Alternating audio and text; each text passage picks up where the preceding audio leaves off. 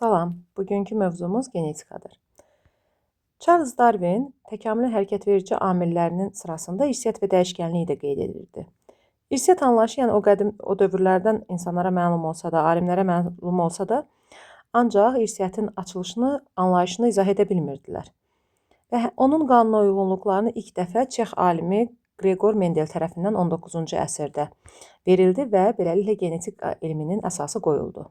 Bəs irsiyyət nədir? İrsiyyət orqanizmin öz əlamət və inkişaf xüsusiyyətlərini saxlamaq və irsən nəslə ötürmək qabiliyyətidir. Yəni sadə dildə desək, valideynlərdən aldığımız əlamətlər öz valideynlərimizdən, yəni biz əlamətləri, genləri alırıq və öz övladlarımıza ötürürük. Bu irsiyyətdir. Bitkilərdə də, heyvanlarda da cinsi çoxalma zamanı bu proses baş verir. Yəni valideynlərdən alınan əlamətləri öz övladlarımıza ötürmək qabiliyyətidir irsiyyət. Bəs dəyişkənlik nədir? Orqanizmin yeni əlamətlər qazanmaq xüsusiyyəti və fərdlər arasındakı fərqin yaranması dəyişkənlikdir. Yəni sadə dildə desək, biz valideynlərimizdən 23-23 xromosomu alırıq, ancaq onların dəyişkən fərqli formasıyıq. Bir ailədə eyni ananın, atanın övladlarının bir-birindən fərqlənməsi də məhz dəyişkənliyin səbəbidir. Və dəyişkənlik, irsiyyət və dəyişkənlik qanuna uyğunluqlarını genetika elmi öyrənmiş olur. İrsiyyətin maddi əsası nədir? İrsiyyətin maddi əsası, yəni xromosomlardır. Bildiyimiz kimi insanın diploid, yəni 2 xromosom dəstlidir, canlıdır və 46 xromosom var və həmin xromosomlar homoloji cütlər əmələ gətirirlər. Homoloq oxşar deməkdir. Məsələn, birinci cüt, ikinci cüt, ta ki 23-cü cütə kimi homoloqdur, oxşardır. Fikir versiniz, hansı xromosomun quruluşu necədirsə, onun oxşarını öz yanında çəkmişəm. Bunlar homoloji xromosomlardır. Qadınlarda homoloji xromosomlar 23 cüt, kişilərdə isə, yəni 23-cü cüt xromosomda homoloji olduğuna görə XX xromosomlar 23 cütdür. Kişilərdə 23-cü cüt XY xromosomları fərqli ölçüdə çəkmişəm. Fərqli olduğuna görə kişilərin homoloji xromosomları 22 cütdür. Yəni 22 cüt oxşar xromosom var. XY tam oxşar olmaya deyə bilmərik. Çünki X ilə Y-ın da müəyyən bir oxşar homoloji sahələri var. Homoloji xromosom bəs nə deməkdir? Homoloji xromosom bayaq qeyd etdiyimiz kimi eyni əlamətləri, yəni birinci cütdə və məsəl üçün əlamətlərimiz, onu da qeyd edək ki, insan orqanizmində 46 xromosomda 20.000 gen var. 20.000 əlamətimiz var bizim. 20.000 gen əlamət bizim saçımızın rəngi, gözümüzün rəngi, xəstəliklərimiz, digər insulinin, adrenalinin reseptləri genlər şəklində 46 xromosomumuzun üzərində yerləşmiş olur. Məsələn, birinci cütdə tutaq ki, saçımızın rəngi əlaməti varsa, anadan aldığımız, onun qarşısında duran atadan aldığımız xromosom cütündə də saçımızın rəngi əlaməti olmalıdır. Və yaxud da ikinci cütdə insulin zulalımızın resepti varsa, atadan aldığımız xromosomun da ikinci cütündə insulin reseptinin zulalı qarşı-qarşıya olmalıdır. Yəni, ola bilməz ki, saçımızın rənginin qabağında insulin zulalımızın əlaməti dursun. Onda onlar homoloq sayılmırlar. Yəni, homoloji xromosomlar bir-birinin eyni olan, eyni xüsusiyyətləri, anadan aldığımız əlamətlərin qarşısında atadan aldığımız eyni əlamətlərin xüsusiyyətləri qarşı-qarşıya dayanmalıdır. Bildiyimiz kimi, hər bir xromosom DNT molekullarından təşkil olunubdur. Yəni, 46 xromosom və 46 DNT molekulumuz var. Və həmin DNT molekullarda yenə xromosomlar şəklində göstərsə, bu məsələn anadan aldığımız DNT molekulu, bu tərəfdə isə atadan aldığımız DNT molekulunu belə cüt şəklində göstərə bilərik. Və bu 20.000 gen, qeyd etdiyimiz 20.000 gen, bu xromosomlarımızdakı DNT üzərində genlər şəklində. Yəni, məsələn, buradan bura olsun gen 1, yəni saçımızın rəngi əlaməti, buradan bura olsun gen 2, insulin zulalımızın resepti, buradan bura olsun gen 3, gözümüzün rəngi əlaməti. Yəni, bunlar gen 1, gen 2, gen 3 kimi şəklində yazılır. Ta ki, 20.000 genimiz var. Ancaq belə yazılan olmur, kodlar şəklində olur. Və Mendel, genetikanın atası Mendel təklif etdi ki, biz bunları gen 1, gen 2 deyil də Latın əlifbasının hərfləri ilə, yəni böyük və kiçik hərflərlə işarə edək ki, bu genetikada daha asan, əlverişli üsuldur. Və böyük hərflərlə, kiçik hərflərlə işarə edən zaman genləri, həmin bu 20.000 geni, böyük hərflərlə dominant genləri işarə etdilər. Kiçik hərflərlə isə resessiv genləri işarə etdilər. Dominant genlər nədir? Resessiv genlər nədir? İndi onlara baxaq. Bizim orqanizmimizdə 20.000 genimizdən içərisində təkcə insanda deyil bu, bütün canlılarda belədir ki, dominant və resessiv əlamətlər var. Dominant əlamətlər güclü əlamətlər, resessiv əlamətlər isə zəif əlamətlərdir. Yəni, nəsildə gizli qalan əlamətlər, resessiv, tez-tez üzə çıxan əlamətlər isə dominant əlamətlərdirlər. Dominant əlamətlər, məsələn, qara saç, qıvrım saç, qara göz, dərinin tünd olması və s. bunlar dominant. Sarı saç, düz saç, mavi göz isə resessiv əlamətlərdir. Yəni, biz qara saç əlamətini böyük hərflərlə, böyük A da deyə bilərik buna, böyük B də, böyük C də. Amma sarı saç əlamətinə isə kiçik A və ya da kiçik B, kiçik C istədiyimiz hərfi işarə eləyə bilərik. Qara gözə də, məsələn, B deyim. Onda mavi gözə kiçik B deyəsiyəm. Yəni, dominant əlamətlər Latin əlifbasının böyük hərfləri ilə, resessiv əlamətlər isə kiçik hərflərlə işarə olunmuş olur. Amma bu əlamətləri biz diploid orqanizmdə homoloji xromosomlar üzərində göstərən zaman bir neçə formada göstərə bilirik. Burada yenə də qadında homoloji xromosomları, kişidə homoloji xromosomları qeyd etmişəm və burada gördüyümüz kimi eyni xromosomların gözümüzün rəngi əlaməti, burada da gözümüzün rəngi əlamətini qeyd etmişəm. Gözümüzün rəng əlamətinin və ya da saçımızın rəng əlamətini burada qeyd etmişəm. Biz dedik ki, göz rəngi, saç rəngi, qara göz, qara saç dominant əlamətlərlə, böyük hərflərlə işarə edilir. İndi göz rəngi əlamətini necə yaza bilərəm? Məsələn, mən qara gözlü insanı yazmaqdan ötürü bir tək hərfdən işarə eləyə bilmərəm. Çünki orqanizmdə xromosomlar diploid xromosom dəstinə malikdir və homoloji cütlər cüt-cüt yerləşirlər. Yəni, mən göz rəngi əlaməti bir dənə deyil ki, 2 dənədir. Bir burada var, bir burada var göz rəngi əlaməti. Saç rəngi əlaməti də cütdür. Yəni, anadan aldığım və atadan aldığımız saç rəngi əlaməti var. Yəni, ona görə mən bu hərfləri tək yaza bilmərəm. Ona görə də göz rəngi əlamətini əgər anadan böyük yağını almışamsa, atadan da böyük yağını ala bilərəm. Və yaxud da anadan böyük yağ əlaməti göz rəngi dominant olaraq gəlibsə, atadan kiçik yağ, mavi göz əlaməti kimi gələ bilər. Və yaxud da anadan kiçik yağ əlamətini almışamsa, atadan da kiçik yağını alıb göz rəngim formalaşa bilər. Onda böyük yağ bizə qara göz, böyük yağ kiçik yağ da qara göz verəsidir. Amma kiçik yağ isə mavi göz olasıdır. Niyə böyük yağ qara oldu? Bayaq burada qeyd etdiyimiz kimi böyük hərflər dominant əlamətlərlə. Hər ikisi dominant, yəni güclü xarakter olduğuna görə qara rəng. Burada fikir versəz, kiçik yağ da var. Amma bu göz mavi olmadı. Niyə? Çünki böyük dominant əlamət, resessiv əlamətin başından bastı və üzə çıxmağa qoymadı və yenə də həmin insanın gözü qara rəngdə oldu. Burada isə ikisi də resessiv olduğuna görə göz nə rəngdə olmuş oldu? Mavi rəngdə oldu. Və ya da saç əlaməti üçün yazsaq burada. Saç üçün də yazsaq yenə də böyük B kimi, böyük B, kiçik B, kiçik B kimi yaza bilərik. Burada da yenə bu saç qara saç, bu da qara saç, bu isə sarı saç kimi üzə çıxasıdır. Yəni, daha doğrusu resessiv əlamətlərin üzə çıxmağından ötürü, resessiv əlamətlərin nəsildə üzə çıxmağından ötürü mütləq ki, hərflər necə olmalıdır? Kiçik hərflərlə olmalıdır ki, resessiv əlamətlər üzə çıxa bilsin. Və beləliklə genetikada bir neçə anlayış var, onlarla da tanış olaq. Birincisi lokus anlayışıdır. Lokus həmin bu genlərin xromosom üzərində yerləşdiyi sahədir lokus. Yəni 20.000 genin xromosom üzərində müəyyən yerləri var, yerləşdiyi yerlər var. Onlara biz nə deyirik? Lokuslar deyirik. Burada da kitabda da qeyd olunduğu kimi lokus xromosomda genin yerləşdiyi sahədir. Dominant gen, resessiv gen nə oldusa bildik. Böyük hərflərlə, yəni nəsildə üzə çıxa bilən genlər dominant, nəsildə gizli qalan isə əlamətlər isə nələr oldu? Resessiv əlamətlər. İndi burada dominant əlamətlərin 2 formada yazılışı var. Bir böyük hərflərlə, bir də böyük və kiçik hərflərlə yazılış qaydası. Dominant əlamətlərin böyük hərflərlə yazılış qaydasına, hər ikisi böyük hərflərlə yazsaq, buna homozigot dominantlar deyirlər, homozigot. Bu cür yazılışa isə heterozigot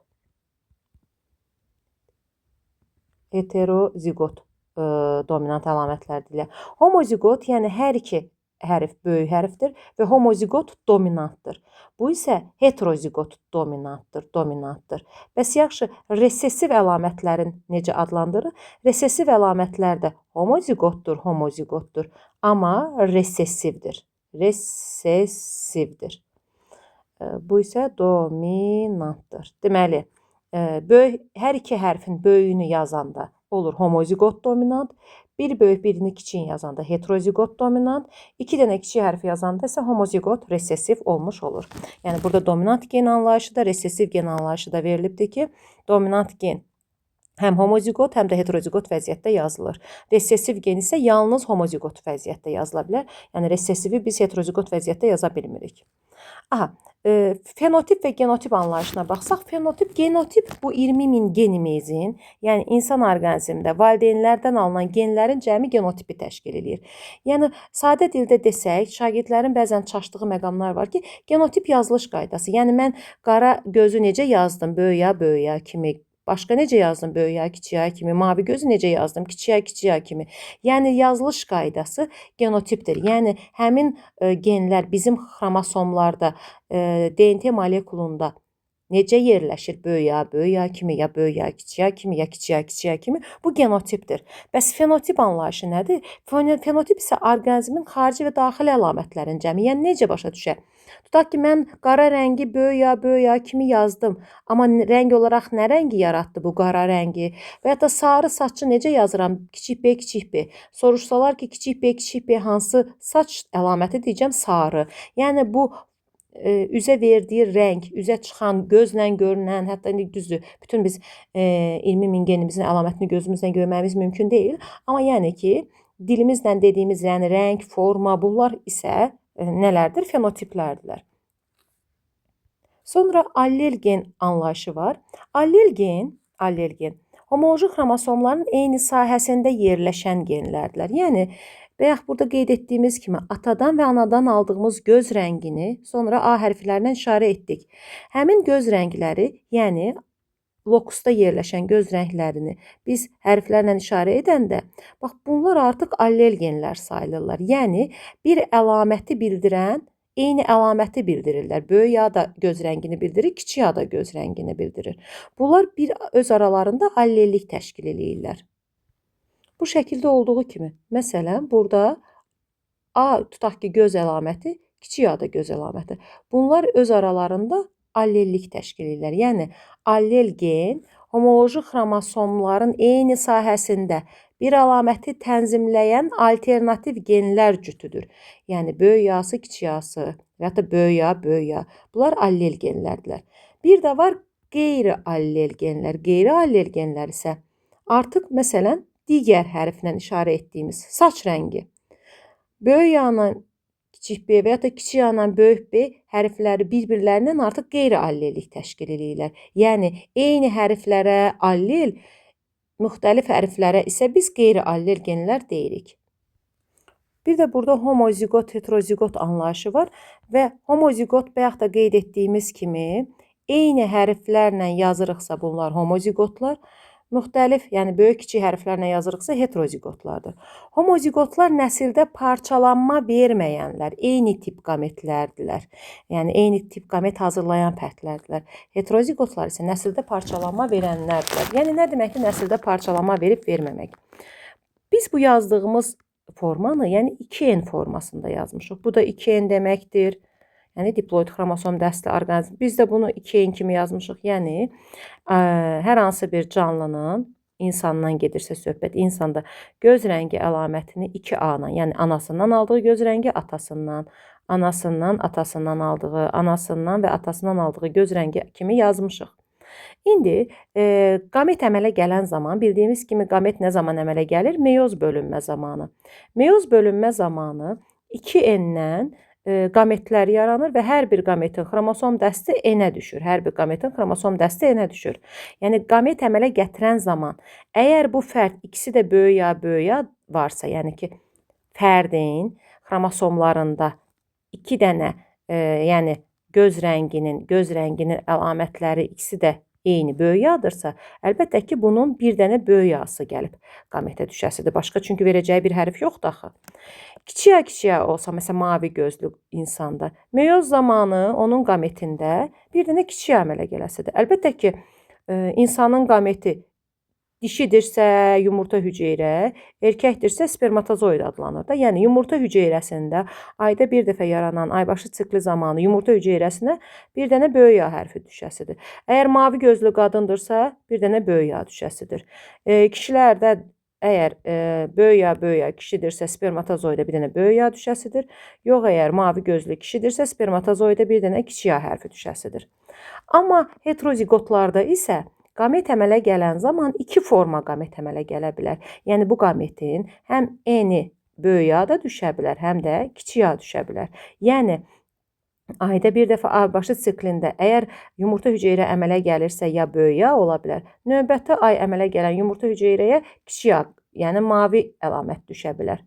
Eləcə də erkəklərdə spermatozoidə ya böyük hərf A hərfi düşə bilər və yaxud da ki kiçik A hərfi düşə bilər. Yəni nəsildə parçalanma verməyən, fikir verdiniz, nəsildə parçalanma verməyənlər homozigotlar, parçalanma verib, yəni iki tip qamet əmələ gətirənlərə isə biz heterozigotlar dedik. İndi isə genetika elminin əsaslandırmasına bir nəzərdən keçirsək, qeyd etdiyimiz kimi hibridləşmə haqqında 18-ci əsrdə öyrənməyə başlanmışdı və ilk dəfə Iosif Kellyerter bir bitkinin tozcuğunu həmin bitkinin digər növünün sortundan olan bitki ilə tozlandırmış və alınan yeni bitki sortunda hər iki bitkinin əlamətin olduğunu müəyyən edib, amma səbəbini izah edə bilmirdi. Çünki hələ ki genetika elmi inkişaf etməmişdir, yəni genlər haqqında çox da təsəvvür yox idi. Ta ki Çex alimi Gregor Mendel, o bioloq idi, botanik idi, alim idi, həm də din xadimi idi, müəllim idi. Özünün noxud bitkisi üzərində 10 mindən çox təcrübəsi nəticəsində irsən keçmənin qanuna uyğunluqlarını öyrəndi və genetika elminin bünövrəsini qoymuş oldu, genetikanın atası adlandırıldı. Onun noxud bitkisinin üzərində apardığı təcrübələr, yəni o özünün 3 qanununu kəşf elədi, gizli qaldı. Çünki dövrünə görə o çox irəlidə idi, onun dövründə o kəşfləri hələ izah edə bilmirdilər, yəni qəbul edə bilmirdilər. Nəticədə 35 il gizli qaldı və 1900-cü ildə Mendelin qanunları bir-birindən xəbərsiz 3 alim tərəfindən yenidən kəşf olundu və Mendelin şərəfinə adlandırıldı. Və Mendel noxud bitkisi üzərində öz təcrübələrini aparır və öz qanunlarını yazır. Niyə noxud bitkisi? Çünki noxud bitkisi həm öz-özünə tozlana bilirdi, həm də yeri gələndə onu çarpazla tozlandırmaq olurdu. Həm də noxudun fenotipcə çox 7 əlaməti üzərində Mendel təcrübəsini apardı. Məsələn, burada 7 əlaməti görürük. Birinci əlamət meyvənin rəngi. Toxumu deyil, meyvə rəngi. Çünki bilirsiniz ki, noxud paxla meyvələrə aiddir və bu da paxla meyvədir, meyvənin rəngi. İkincidə toxumun forması. Üçüncüdə toxumun rəngi. Burada çiçəyin rəngi. Burada meyvənin hamar və yaxud da qabarıq olması. Sonra bitkinin qollu budaqlı olması. Burada isə çiçəklərin təpədə yaxud yanlarda, təpə və apikal yerləşməsinə görə 7 əlamət üzərindən, noxud üzərində təcrübələr apardı və qanunlarını kəşf etmiş oldu. İndi isə baxaq görək Mendelin o 3 qanunu nədən bəhs edir. Deməli, Mendel dediyimiz kimi din xadimi idi və monastırın, yəni kilsənin bağında təcrübələr aparırdı. Noxud bitkisinin götürür, 10.000 təcrübədən sonra Mendel noxudun hansı əlamətlərinin dominant, hansı əlamətlərinin resessiv olduğunu artıq təyin eləmiş olur. Və onun təyinatına görə sarı rəng əlaməti, söhbət toxumun rəngindən gedir. Sarı rəng əlaməti dominant, yaşıl rəng əlaməti isə artıq resessiv əlaməti idi. Və beləliklə noxudda bütün əlamətlərin hansının dominant, hansının resessiv olduğunu Mendel öz təcrübələri əsasında tapdı. Həmin o kilsənin bağında sarı rəngli, yəni bayaq qeyd etmək yadımdan çıxdı. Biz genetik məsələlərdə P və F hərflərinə işarətçi. P hərfi valideynləri, parentali valideynləri göstərir. F hərfi isə övladları, qız deməkdir. F hərfi filialiya, qız deməkdir. Ona işarə edirik. İndi P, yəni valideynləri götürür. Hansı valideynləri götürür? Sarı toxumluları. Sarı toxumlu burada sarı dominant. Hər iki əlamətə görə, yəni homozigot dominant sarı ananı götürür, əkir. Və bu noxud bitir, böyüyür, çiçək açır. Tozlama zamanı gələndə, kitabda da şəklini gördüyümüz kimi, bunun həmin bu bitkinin erkəkçiklərini kəsir və bağın başqa tərəfində əkdiyi yaşıl noxudlarla, bu resesiv noxudlardır, onların erkəkçiklərində tozluqları gətirib bunun dişiciyin ağızcığına tökür və burada suyunu çarpaz tozlanmanı aparmış olur. Və nəticədə bayaq qeyd etdiyimiz kimi, bunlar homozigot olduğuna görə meyoz proses zamanı bir dənə böyük aqameti, bunlardan da yenə homozigot olduğuna görə bir dənə kiçik aqamet əmələ gəlir və bu qametlər birləşərək böyük ya kiçik ya, yəni birinci nəsildə, F1 nəslində noxudun üzərində noxud yetişən zaman sarı noxudlar əmələ gəlir. Amma halbuki yaşıl noxudun tozcuğu ilə tozlanmışdı. Yaşıl rəng əlaməti üzə çıxmadı. F1 nəslində bütün noxudlar, bütün toxumlar eyni rəngdə, eyni genotipdə oldular. Yəni buradan Mendelin birinci qanunu üzə çıxdı, kəşf olundu. Yəni birinci qanununa əsasən F1 nəslində bütün noxudlar, 500 min, neçə noxud olursa olsun, hamısı həm fenotipcə, həm də genotipcə eyni oldular. Genotipcə, yəni yazılış qaydasına görə, fenotipcə isə rənginə görə eyni oldular. Və beləliklə Mendelin birinci qanunu kəşf olunmuş oldu. Mendel ikinci qanununda isə həmin bu noxudları, F1 nəslində alınan noxudları, əvvəlcə bunu bir dənə biz F1-i biz Rüşeym kisəsində çəkim göstərib, sonra ikinci qanunu izah edim. Bu necə baş verir? Biz 2 qat mayalanma zamanı Rüşeym kisəsi çəkirik və Rüşeym kisəsində əlbəttə ki, yumurta hüceyrəni diploid bitki üçün yumurta hüceyrə 2N, mərkəzi hüceyrə 2N, spermləri də NN olaraq yazırdıq. İndi mən bunu A ilə yazmaq istəyirəm. A-larla yazanda bu dişi bitkimiz böyük yadır, bir dənə böyük ya qameti hazırlayır. Yəni yumurta hüceyrəyə düşəcək rəng əlaməti böyük yadır. Və mərkəzi hüceyrədə 2N olduğuna görə böyük ya şəklində yazıram. Erkək spermi isə kiçik yası gəlir bura. Onda əmələ gələcək zigotumuz böyük ya, kiçik ya, endosperm isə böyük ya, kiçik ya olur. Yəni bizə əsasən zigot lazımdır. Zigotdan da toxum, yəni bitki inkişaf eləyir. Rüşeym inkişaf eləyir, oradan da bitki inkişaf eləyir. Deməli gördüyümüz kimi, yəni bu tənliyin 2 qat mayalanmadakı yazılışı bu cür olur. Burada da yenə də təkrarlayaq ki, eyni şəkillik dominant qanunluğu özünü göstərdi ki, birinci nəsildə bütün fərdlər həm fenotipcə, həm də genotipcə eynilik təşkil etdilər. F1 nəslində əmələ gələn noxudları yığır Mendel və onları yenidən əkir. Bu zaman o noxudlar yetişən zaman heç birinin erkəkçiyini kəsmir. Həmin noxudları qoyur ki, öz-özünə. Bu zaman öz-özünə tozlanma gedir, öz-özünə tozlanma gedir. Və nəticədə, bayaq qeyd etdiyimiz kimi, bunlar heterozigotlar nəsildə parçalanma verənlərdirlər. Yəni bunların 2 qamet verirlər və bu qametləri biz öz aralarında indi birləşdirməliyik. Bu ananın qametləri, bu isə atanın qametləridir. Ananın birinci qameti ilə atanın birinci qametini birləşdiririk. Böyük ya. Ananın birinci qameti ilə atanın ikinci qametini, yəni bunu belə 1-2 yazaq. 1, 2. Ananın birinci qameti ilə atanın birinci qametini birləşdirdik. Böyük ya. Ananın birinci qameti ilə atanın ikinci qametini. Sonra ananın ikinci qameti ilə atanın birinci qametini. Və sonra ikinci qametləri birləşdirdik və F2 nəslində, ikinci nəsildə biz sarı və yaşıl noxudlar aldıq. Deməli, birinci nəsildə gizli qalan yaşıl əlaməti, ikinci nəsildə 3-ün 1-ə nisbətində fenotipdə üzə çıxdı. Və bu Mendelin ikinci qanunudur. Və Mendelin ikinci qanunu parçalanma qanunudur. Yəni birinci nəsildə gizli qalan əlamət ikinci nəsildə 3-ün 1-ə nisbətində üzə çıxmış oldu.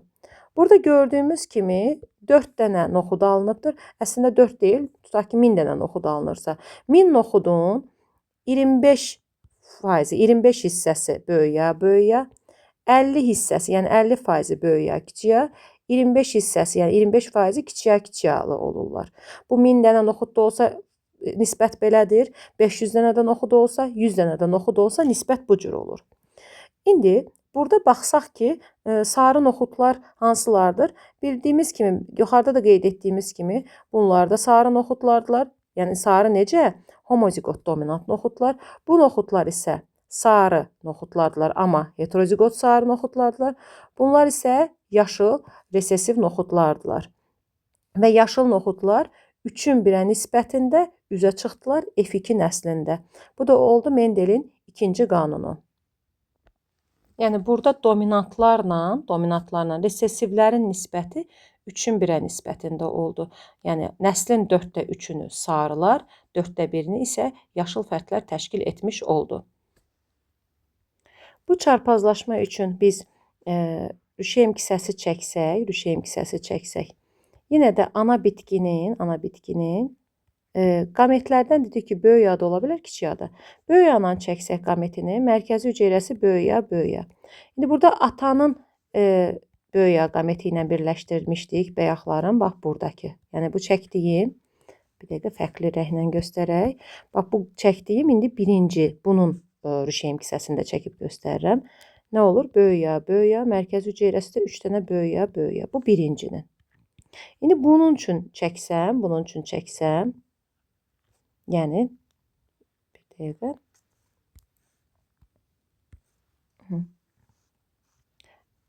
Deməli, dedik ki, ananın birinci qameti böyük yağ, atanın bu səfər kiçik yağsı ilə birləşir. Kiçik yağsı ilə birləşəndə böyük yağ, kiçik yağ. Böyük yağ, kiçik yağ. Bu oldu bir əmələ gələn noxudumuz. Fərqi yoxdur. Burada bu kiçik yağ da yerini dəyişsə eyni olur. İndi kiçik yağ üçün çəksək isə biz burada kiçik yağ üçün çəksək, ananın kiçik yağ qameti, mərkəz hüceyrə kiçik yağ. Bura atanın kiçik yağ qameti gələndə artıq nə olur? 2 dənə kiçik yağ və burada da 3 dənə kiçik yağ olmuş olur. Yəni bu həmin çəkdiklərimizin rüşeym kisəsindəki halıdır. Yəni şagirdlər bəzən çətinlik çəkirlər ki, bitki qamet verdi, bitki qametini hara verdi, nətər verdi? Bitki qametini məhz rüşeym kisəsində meyoz proses zamanı yumurta hüceyrə və sperm əmələ gələn zaman onlara həmin o əlamətlərin düşür və həmin əlamətlər sonra rüşeym kisəsində birləşirlər və buradan zigot yaranır. Zigotdan da yeni bitki əmələ gəlmiş olur. Burada analiz edici çarpazlaşmadan da danışmaq istəyirəm. Mendel həmin buradakı bu nəsildə əmələ gələn noxudlardan, yəni bunlar da sarı noxudlar oldu, bunlar da sarı noxudlar oldu. Yəni burada da sarı noxud var, burada da sarı noxud var. Bunların qarışdı. Yəni ki, Mendelin əlində bu noxudlar qarışdı. Mendel üzündən baxanda bilmir ki, bu hansı homozigot sarı noxuddur, hansı heterozigot noxuddur. Və bunu yenidən tapmaqdan ötürü, yəni hansının homozigot, hansının heterozigot noxud olduğunu tapmaqdan ötürü analiz edici çarpazlaşma aparır. Yəni bu noxudları yenidən əkir. Yenidən bağın deyək ki, aşağı tərəfində bu noxudları əkir, yuxarı tərəfində isə heterozigot noxudları əkir. Və yenə də hər iki noxudu yetişən zaman yaşıl noxudun tozcuqları ilə tozlandırır. Yenə də burada çarpaz süni tozlandırma aparır. Bağın, yəni o kilsənin bağının aşağı tərəfində əkdiyi noxudlar hamısı sarı noxudlar yığır üzərinə. Hamısı sarı olur. Amma yuxarı tərəfində əkdiyi noxudların isə necə olur? Yarısı sarı, yarısı isə yaşıl noxudlar olur. Deməli, onda qənaətə gəlir ki, bu noxudlar homozigot noxudlar imiş, yuxarıda əkdiyi noxudlar isə heterozigot sarı noxudlar imiş. Və bu da analiz edici çarpazlaşmadır ki, analiz edici çarpazlaşma genotipi təyin etməkdən ötürü aparılır. Yəni, əgər noxudların rəng əlaməti eynidirsə, yəni bu da sarı noxuddur, bu da sarı noxuddur. Amma bunun genotipi homozigotdur, bunun genotipi heterozigotdur. Genotipi təyin etməkdən ötürü analiz edici çarpazlaşma aparmağa məcbur qalır.